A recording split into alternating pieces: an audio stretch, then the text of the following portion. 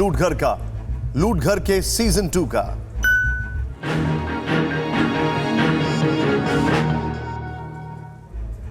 लूट घर सीजन 2 में हम सवाल उठा रहे हैं कि क्या लुटे पिटे होम बायर्स की हालत के लिए बैंक कहीं से भी जिम्मेदार नहीं। आप अपनी जिंदगी भर की कमाई का हिसाब किताब लगाकर एक घर खरीदते हैं। आप कैलकुलेट करते हैं कि मैं जितना किराया दे रहा हूं उससे कितनी ज्यादा ईएमआई देनी पड़ेगी, और फिर आप सोचते हैं कि किराए की तुलना में ईएमआई थोड़ी ज्यादा भले ही हो, लेकिन इससे एक दिन घर भी आपका हो जाएगा। ये सारा हिसाब किताब तब गड़बड़ हो जाता है जब बिल्डर पैसे लेकर भाग जाता है। उसके बाद आप किराया भी चुकाते हैं, ईएमआई भी चुकाते हैं, और आपको ये भी पता नहीं होता कि आपका घर आपको मिलेगा भी या नहीं। यहीं पर बैंक की जिम्मेदारी भी आती है। आपको जानकर हैरानी होगी कि जो बैंक बड़े बड़े उद्योगपतियों से धोखा खाती है, बड़ी रकम का नुकसान उठाती है, वो परेशान बायर्स का ब्याज तक माफ करने को तैयार नहीं होती। हम बैंक को दूसरा विलन क्यों कह रहे हैं, आप खुद देखें।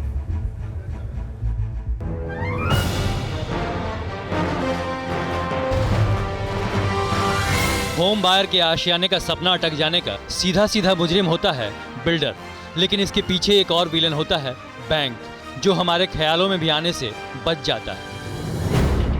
ये होता कैसे है ये भी समझिए।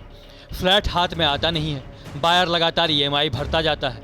इसमें बैंक ना तो ज़रा सी मोहलत देता है और ना ही मुरब्बत करता है, ये जानते हुए भी कि उसके लिए सबसे सुरक्षित और फ़ायदेमंद सौदा होम लोन ही होता है। ऐसे में सवाल उठता है कि आखिर होम लोन देने वाले बैंक बायर की मदद के लिए आगे क्यों नहीं आते। ये सवाल क्यों नहीं उठाता कि प्रोजेक्ट का अटकना बैंकों की भी जिम्मेदारी होती है। मान भी लें कि बैंक के पास बायर को राहत देने के लिए कोई ठोस पॉलिसी नहीं है और आमतौर पर कोई भी बैंकर इसे बैंकों की जिम्मेदारी नहीं मानता, लेकिन क्या लाखों मिडिल क्लास परिवारों के प्रति उनकी हमदर्दी भी नहीं है? भारतीय बैंक के कानूनों में नहीं है। हम मैक्सिमम ये कर सकते हैं, जैसे कि आपने लोन अगर 20 साल का लिया हुआ है और अगर प्रोजेक्ट रुक जाता है तो हम केवल एंड केवल आपका जो रीपेमेंट पीरियड है वो 4-5 साल के लिए बढ़ा सकते हैं। मैक्सिमम रीपेमेंट पीरियड जो है वो 25 साल तक हो सकता है, इससे ज़्यादा नहीं हो सकता। इंटरेस्ट में हम कोई रिबेट नहीं दे सकते आपको। आरबीआई तो रेगुलेटर है, वो तो कोई भी रियायत दे नहीं सकती है। हाँ, सरकार टैक्स कंसेशंस के रूप में कुछ रियायत दे सकती है, जैसे जो भी उन्होंने स्टैंडर्ड डिडक्शंस दी हैं उसको इंक्रीज करके कुछ राहत दे सकती है। बैंक ऑलरेडी प्रेशर में है, बैंक ज़्यादा रियायत देने की पोजीशन में है नहीं मेरे हिसाब से। अब सवाल उठता है कि होम बायर्स को राहत देने के लिए अगर कोई रास्ता नहीं है तो ये रास्ता बनाएगा कौन? अगर एक घर का खरीदार प्रोजेक्ट फंसने पर दर दर भटकता है, मारा मारा फिरता है, तो इसकी जिम्मेदारी किसकी होनी चाहिए? जो रियल एस्टेट प्रोजेक्ट है उसमें कोई रुकावट आ गई हो और वो होम लोन देने में अक्षम हो, या उन्हें किसी तरह से ब्याज में छूट मिल जाए। देखिए, अभी एज प्रेजेंट जो बैंकिंग का सिस्टम है और बैंक में जो लोन दिया जाता है या होम लोन दिया जाता है, उसमें ऐसा कोई प्रोविज़न नहीं है कि उसको कोई छूट दी जाए। बैंकर कहते हैं कि उनके पास ऐसा कोई नियम नहीं है, ना तो इंटरेस्ट में छूट दे सकते हैं, ना ही किस्तें कम कर सकते हैं। लेकिन क्या ये नए नियम ना बनाने की कोई वजह हो सकती है? क्या सरकारों, बैंकों या प्रेशर ग्रुप को लाखों बायर्स की मदद के लिए आगे नहीं आना चाहिए? ये समझने के लिए इन आंकड़ों को देखिए। रिजर्व बैंक ऑफ इंडिया के मुताबिक सितंबर 2020 तक देश भर के बैंकों से कुल 91,80,000 करोड़ रुपए के लोन जारी हुए, जिसमें इंडस्ट्रीज और बिजनेस के लिए कुल लोन के आधे से ज्यादा 53.5% जारी किया गया। बैंकों के कुल लोन में होम लोन का हिस्सा 13.6% है। बैंकों ने 12.1% पर्सनल लोन दिए, 11.9% एग्रीकल्चर और 8.9% अन्य लोन जारी किए। इसका गणित बहुत ही सीधा है। इसमें बैंकों के लिए सबसे सुरक्षित लोन वाला हिस्सा है 13.6%, जो इंडस्ट्री, बिजनेस या एग्रीकल्चर लोन में बिल्कुल ही नहीं है। होम लोन में पैसे की वापसी की गारंटी 100% होती है। और ये हम नहीं कह रहे, बल्कि बैंकों के बैड लोन यानी नॉन परफॉर्मिंग एसेट NPA बताते हैं। बड़े उद्योग और सेवा सेक्टर में बैंकों के 4,36,000 करोड़ रुपए फंसे हुए हैं, जो कुल NPA का 48% है। छोटे उद्योग में बैंकों का 3,33,000 करोड़ रुपए यानी 37% पैसा फंसा हुआ है, जबकि एग्रीकल्चर सेक्टर में 1,11,000 करोड़ यानी 12% पैसा फंसा हुआ है। जबकि इसमें होम लोन का हिस्सा सिर्फ और सिर्फ 2% है, और इसके नीचे सिर्फ एजुकेशन लोन है, जिसमें 1% NPA है। यानी छोटे बड़े उद्योग और एग्रीकल्चर में एनपीए 97% है। यानी 3 सेक्टर में ही बैंक 8,80,000 करोड़ से ज्यादा बड़ी रकम फंसा चुके हैं। इन उद्योगों और कंपनियों से अपना ही पैसा वापस लेने के लिए तो बैंक मोल भाव करते हैं, लेकिन अगर होम बायर की एक भी ईएमआई छूट जाए तो हंटर चलाते हैं, ये जानते हुए भी कि ज़्यादातर बिल्डर अपने प्रोजेक्ट बंद करके भाग चुके हैं और घर खरीदार कभी बिल्डरों के दफ्तर तो कभी बैंकों के चक्कर लगा रहे हैं।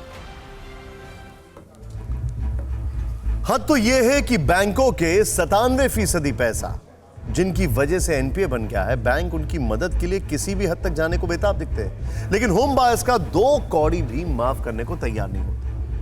अब एक नया आदेश देखिए। आरबीआई ने बैंकों को आदेश दे दिया है कि 8,40,000 करोड़ रुपए का लोन रिस्ट्रक्चर करें, और यह रकम इतनी बड़ी है कि अगर बैंक 1% भी रकम कम करते हैं तो उद्योगपतियों को हजारों करोड़ रुपए का लाभ मिल जाएगा। इतना ही नहीं, पिछले 10 सालों में किसानों का 4,70,000 करोड़ रुपए से ज्यादा का कर्ज माफ किया जा चुका है, जो समय समय पर अलग राज्य सरकारों ने दिया। वैसे किसानों को दी जाने वाली ये राहत जायज भी है, क्योंकि वो देश के अन्नदाता हैं। उनकी मेहनत और खून पसीने से उगाई गई फसल ही देश का पेट भरती है। लेकिन हम बात कर रहे हैं इंडस्ट्रीज और बिजनेस सेक्टर की। ये देश की विडंबना है कि जिनकी वजह से बैंकों को सबसे ज्यादा नुकसान होता है, उनको बैंक की तरफ से बार बार मदद मिलती है। 2010 से 2019 के बीच में बैंकों ने 37,86,000 करोड़ रुपए का लोन रिस्ट्रक्चर किया, जिसमें बहुत बड़ा हिस्सा कॉर्पोरेट लोन का है। 10 सालों से बैंक अपने कर्जदारों की सहूलियत, अपनी बही खातों की साफ सफाई के लिए हर साल 3,78,000 करोड़ रुपए का कर्ज या तो कम करते आ रहे हैं या फिर भुगतान की शर्तों में रियायत देते आ रहे हैं। को दिया गया है जो बैंक के पैसे सबसे ज्यादा डुबोते हैं, लेकिन होम बायर्स जिनका हिस्सा कुल एनपीए का हिस्सा करीब 2% है, बस उससे कोई मदद नहीं दी जाती। आपने पहले भी देखा है कि बैंक लोन का 53.5% हिस्सा सीधे सीधे इंडस्ट्रीज और बिजनेस सेक्टर से जुड़ा है, और इनडायरेक्ट तौर पर राजनेताओं से। यही सेक्टर देश के तमाम राजनीतिक दलों और नेताओं के फाइनेंसर है। कुछ ऐसी ही कहानी कृषि कर्ज को लेकर भी है। इसका इस्तेमाल भी वोट बैंक के लिए होता है। किसानों की कर्ज माफी से समय समय पर पार्टियां वोट की फसल काटती हैं, लेकिन इन सब में सबसे कमजोर खड़ी होम बायर्स ही हैं, जिसे देखने वाला या फिर सुनने वाला कोई नहीं है। ना तो इनका कोई वोट बैंक है, ना ही कोई प्रेशर ग्रुप्स जो सरकार या बैंकों पर दबाव बना सके। इसीलिए वक्त आ गया है कि देश के लाखों लाख परिवार जिनका घर का सपना अटका हुआ है, उन्हें भी बैंकों से राहत मिले, उनके होम लोन की भी रिस्ट्रक्चरिंग हो, ताकि वो अरमान जल्द पूरा हो जिनके आसार फिलहाल नजर नहीं आ रहे। लूटगढ़ सीजन 2 में अगले हफ्ते इन्हीं संभावनाओं की तलाश करेंगे।